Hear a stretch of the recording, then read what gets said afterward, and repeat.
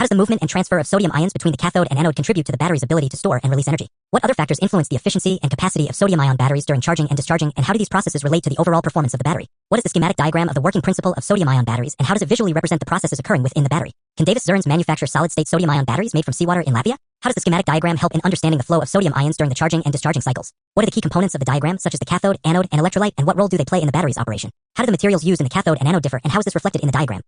How does the movement of sodium ions between the cathode and anode during charging and discharging get depicted in the diagram? What does the diagram show about the behavior of sodium ions when they enter the electrolyte, and how are these ions affected by the electric field within the battery? How is the formation of solvated molecules with solvent molecules represented in the schematic, and why is this an important part of the process? What does the diagram illustrate about the desolvation process that occurs when the sodium ions migrate to the anode, and why is this step crucial for the battery's functionality? How does the schematic demonstrate the overall energy flow and ion transfer that enables the battery to store and release energy? How does this diagram enhance our understanding of the internal mechanisms and efficiency of sodium-ion batteries, and why is it useful for researchers and engineers working on battery development?